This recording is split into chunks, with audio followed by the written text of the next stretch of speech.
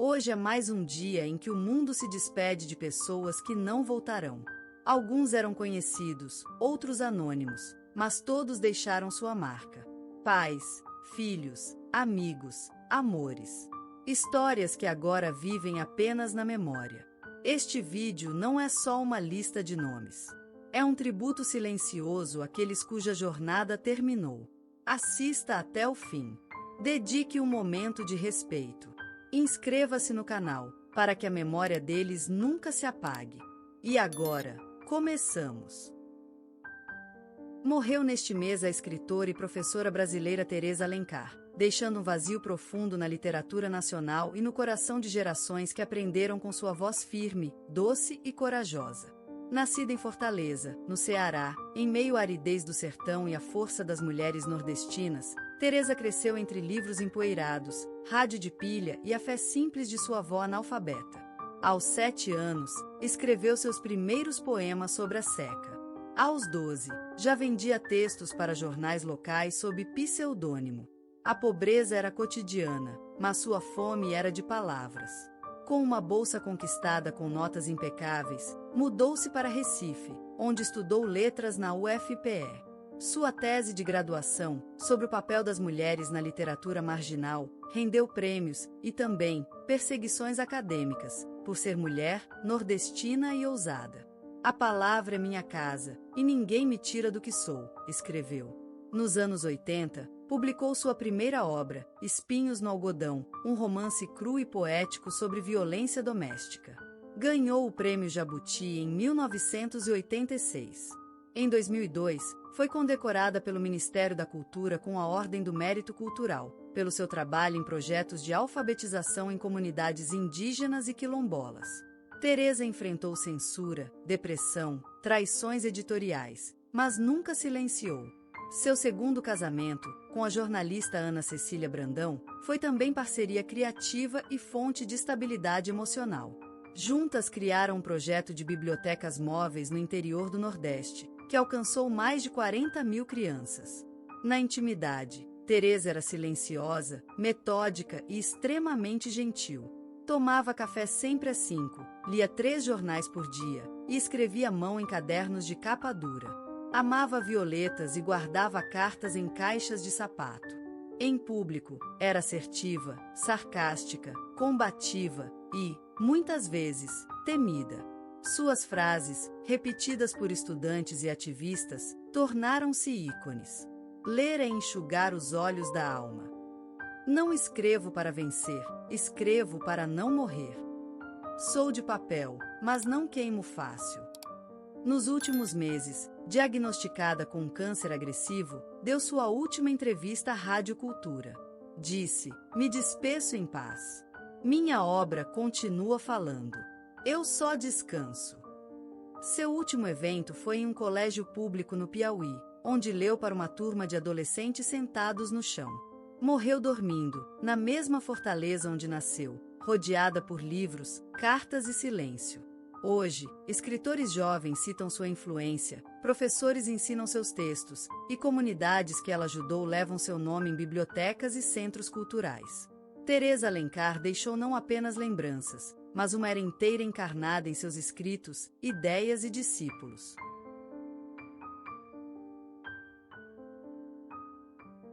Morreu neste mês o jornalista e documentarista brasileiro Ernesto Lemos da Rocha, aos 73 anos, em sua casa no bairro do Cosme Velho, no Rio de Janeiro, cercado por livros, filmes e o silêncio que sempre respeitou. Ernesto nasceu em Salvador, no coração de uma família mestiça, de raízes afrodescendentes e indígenas. Filho único de uma costureira e de um estivador, cresceu entre becos e bibliotecas improvisadas.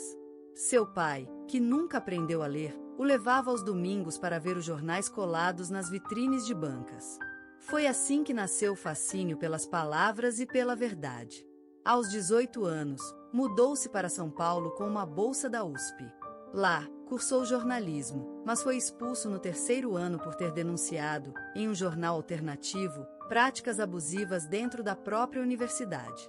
Reintegrado anos depois, defendeu uma tese sobre o silêncio das periferias na grande imprensa brasileira. Na década de 80, tornou-se conhecido por sua série de documentários Vozes da Sombra, exibida na TV Cultura, um marco na televisão pública. Em 2003, recebeu o Prêmio Nacional de Comunicação pela série Entre Grades, sobre o sistema carcerário feminino. E em 2019, o Ministério da Justiça homenageou com a Ordem do Mérito pela sua contribuição à denúncia de violações dos direitos humanos. Ernesto foi mentor de centenas de jovens jornalistas. Criou, em 1995, a ONG Palavra Solta, que oferecia oficinas de reportagem em comunidades faveladas. Ali, ele dizia: "A câmera não é sua, é de quem nunca pôde falar." Foi casado 2 vezes. Teve 3 filhos, com quem mantinha uma relação amorosa mas distante, em parte por sua dedicação quase obsessiva ao ofício. Em casa, era metódico, adorava cozinhar moqueca aos domingos e mantinha diários que só agora a família começa a ler. Em público, era incisivo, politizado, direto, às vezes temido, sempre respeitado. Em privado, era um homem sereno, escutava choros, hesitava diante da fama e falava baixo. "O silêncio é uma forma de escuta", dizia. Suas frases se tornaram referência nos cursos de jornalismo. O repórter não ilumina a verdade, ele tira a mão de quem apaga a luz. Documentar é devolver o rosto a quem a história quis esconder. "Não quero ser lenda, quero ser ouvido." No último mês de vida, mesmo debilitado por um câncer no pâncreas, gravou um podcast sobre desinformação. Em sua última aparição pública, recebeu um grupo de estudantes em sua sala e, entre lágrimas, disse: "Agora é com vocês. Sigam com ética, com coragem e com dúvida." Faleceu dormindo, no mesmo bairro onde filmou seu primeiro curta, aos 22 anos. Hoje, suas ideias circulam em universidades, redações e centros comunitários. Seu nome batiza uma escola técnica de jornalismo em Salvador. Ernesto Lemos da Rocha deixou não apenas lembranças, mas uma era inteira encarnada em seus escritos, ideias e discípulos. Hoje, quando o mundo fala seu nome, Gilberto Gil, o som carrega muito mais do que um homem. Carrega um tempo, um povo, uma canção. Ele é símbolo e memória, profecia e presença. Um mestre dos sons e das palavras. Um artista que virou ponte entre o ancestral e o moderno, entre o sertão e o planeta. Nasceu em 26 de junho de 1942, em Salvador, mas foi em Ituaçu, nas profundezas da Bahia, que seus primeiros passos tocaram o chão. Lá, onde o silêncio era cheio de cigarras e vento nas folhas, começou a pulsar o coração de um menino que, sem saber, carregava uma sinfonia por dentro. Na casa onde Gil chegou ao mundo, os dias tinham cheiro de café fresco e terra molhada. A mãe, Claudina, era professora, voz firme e abraço morno. O pai, José, era médico e ouvia os males do povo como se cada um fosse seu. O lar era pequeno, mas cheio de grandeza. Havia livros, fé, rezas cantadas e um rádio antigo, sempre ligado em músicas que cruzavam o Brasil profundo. O berço de Gilberto não era dourado, mas ali o som já vibrava, no choro dos recém-nascidos do pai, nas aulas que a mãe preparava à luz de lamparina e no eco das modinhas que vinham de longe. O menino dormia ouvindo Luiz Gonzaga, acordava com cantigas de roda e, no meio da noite, sonhava com notas que ninguém mais ouvia. A infância de Gil era feita de imagens suaves e sons invisíveis. Havia uma sanfona de brinquedo, sua primeira paixão. Quando a apertava, imaginava que guiava os ventos. Tinha medo do escuro, sim, mas era um medo cheio de poesia. Ele via formas nas sombras do teto, dançava com elas. A voz da mãe era seu farol. E havia tardes em que, sozinho no quintal, ele falava com Deus usando o silêncio das folhas. O mundo ainda era pequeno, mas dentro dele já vibrava algo imenso. Uma urgência de entender, de transformar, de traduzir tudo o que sentia em música. Ele não sabia que era talento, chamava de vontade de cantar para dentro. Era como se o peito guardasse uma orquestra inteira tentando nascer. E assim, o menino Gil crescia. Não apenas em altura, mas em sensibilidade. O tempo passava, e a casa mudava, os brinquedos se quebravam, o medo ganhava novos rostos. Mas aquele brilho silencioso que nascia por dentro, aquele dom que misturava voz e espírito, continuava lá, crescendo, esperando, porque em algum momento, ele deixaria de ser só menino. Às vezes eu me sentia estranho. Enquanto os outros meninos chutavam bola na poeira ou imitavam os adultos nos gestos duros do sertão, eu me perdia em pensamentos. Olhava o céu e sentia que ele falava comigo. E quando a brisa tocava as folhas da goiabeira, jurava ouvir uma melodia nova, feita só para mim.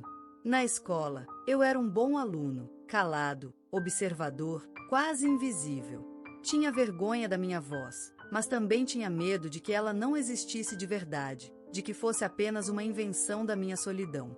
Quando falava, parecia que o mundo ficava mais ruidoso. Quando cantava baixinho, era como se o universo ouvisse em silêncio. Comecei a entender que a música não era apenas algo que se ouvia. Era uma forma de existir. Cada nota era um jeito de explicar o que eu não sabia dizer com palavras. O aperto no peito, o brilho nos olhos, o medo de não ser suficiente. Meu primeiro instrumento de verdade foi um acordeão emprestado. Pesava mais que eu. Mas quando encostava os dedos nele, tudo ficava leve. Eu passava horas ensaiando em segredo, errando, tentando de novo, chorando por dentro quando os sons saíam tortos, e sorrindo quando, por um segundo, uma harmonia surgia como um milagre. As pessoas à minha volta me chamavam de menino avoado. Diziam que eu não tinha o pé no chão. E talvez fosse verdade. Eu flutuava. Com os livros, com as canções, com as ideias que vinham de longe, de outros mundos, de outras línguas, de vozes negras que cruzavam o Atlântico. Sentia que minha alma pertencia a algo maior do que Ituaçu. Mas ser diferente também machuca. Lembro de uma tarde, no pátio da escola, quando um colega rasgou uma folha do meu caderno onde eu havia escrito letras de músicas. Ele riu. Disse que homem de verdade não escrevia poesia. Aquilo me queimou. Voltei para casa em silêncio, escondi o caderno debaixo da cama e fiquei semanas sem compor. Tive vergonha. Vergonha de mim mesmo. Até que uma noite ouvi minha mãe cantarolar baixinho na cozinha, lavando louça, sem saber que eu a ouvia. Era uma canção antiga, cheia de saudade e ternura. E percebi, como um sussurro do destino, a música mora onde há amor, onde há dor, onde há verdade. E então, voltei a escrever. Voltei a sonhar. Era como andar em uma estrada que ninguém via, mas que eu sentia sob os pés. Mesmo quando tudo ao redor dizia não, alguma coisa dentro de mim insistia. Vá. Vá com medo. Vá sozinho. Vá em silêncio, se for preciso. Mas vá. O primeiro sucesso não chegou como um trovão, mas como um arrepio. Foi numa noite morna de Salvador, com cheiro de mar e suor de plateia, que Gilberto Gil, já com o violão colado ao peito como extensão do corpo, cantou pela primeira vez diante de um público que o escutava com a alma. Não foi um show, foi um batismo. A música, aquela que um dia nascerá em silêncio dentro do menino de Ituaçu, agora preenchia o ar e voltava para ele multiplicada em olhos brilhando, em palmas que hesitavam e depois explodiam. O palco o acolheu, mas também o testou. O Brasil de então era um país de cordas tensionadas, entre o passado e o novo, entre a repressão e o desejo de liberdade. Gil sentia essas tensões no próprio peito. A Tropicália, com suas cores, rupturas e ousadias, parecia ser o seu lugar, mas também o seu risco. Não era só música. Era desafio. Era luta. Era escolha. Ao lado de Caetano, Gal, Tons, Os Mutantes, ele encontrou irmandade, mas também se viu diante de decisões que poucos podiam tomar sem medo. Ser artista, sim.